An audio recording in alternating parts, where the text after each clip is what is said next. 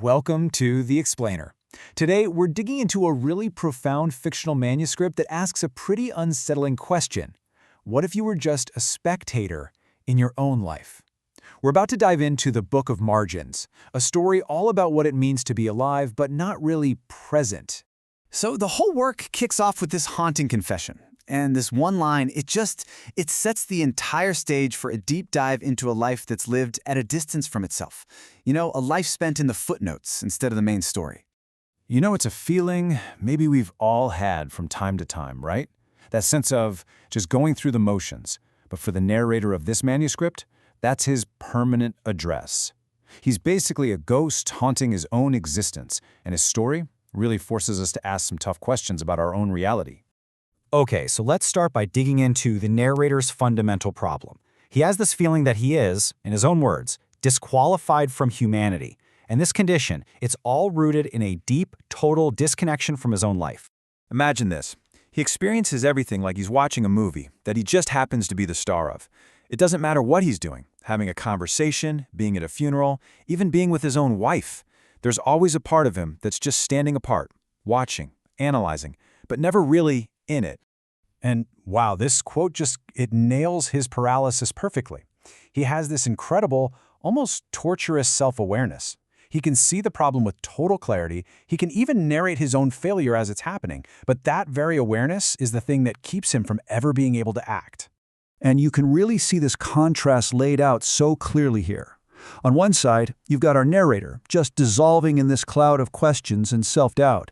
And on the other, you have his former colleague, Shimizu-san, who is just solid. He's rooted. While our narrator's every thought is a question, Shimizu-san has this incredible certainty. He doesn't question if he exists, he just does. After a bombing, he just says, well, we're still here. And that simple statement is enough. It's a kind of power our narrator can only watch from a distance. So where does this profound sense of detachment come from? Well, the manuscript doesn't just describe the feeling, it actually develops a whole specific vocabulary to diagnose the condition, which brings us to our next section. For our narrator, consciousness isn't some amazing gift. It's a curse. It's this awful doubling he talks about, this split that creates two of him, the self who lives and the self who watches. And the tragedy is that those two selves can never, ever become one. Okay, so the first key term the book gives us is absence. And as you can see here, this isn't about being physically gone. It's about being there in body, but being a complete psychological void. This is captured so powerfully when his wife tells him, I can't be married to someone who isn't here. He's a ghost in his own home. Now, if you're in a constant state of absence, it inevitably leads to the next idea, performance. Because he can't access any authentic emotions, his entire life becomes a script. He plays the role of a husband, a grieving son, a political revolutionary. He knows all the lines, but he feels absolutely no connection to the character he's playing. And all of it, is built around what the manuscript calls the gap. This is the absolute core of his condition, that uncrossable space between actually doing something and watching yourself do it. It's the reason he can never just be. Now, these might sound like really abstract philosophical ideas, but they have absolutely devastating consequences in the real world. They create a life that's just defined by detachment, betrayal, and failure. You see, his absence isn't just some passive state of being. No, it's an active, destructive force in his life and the lives of those around him. Since nothing feels real to him, he's capable of profound cruelty and neglect. And the scary part is, it's not because he's evil.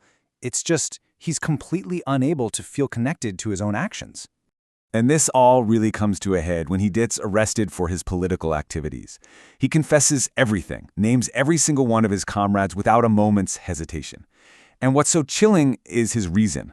He said that in betraying everyone, he was finally doing something definitive. In a life where nothing felt real, this was a way to finally make a mark, even if it was a despicable one.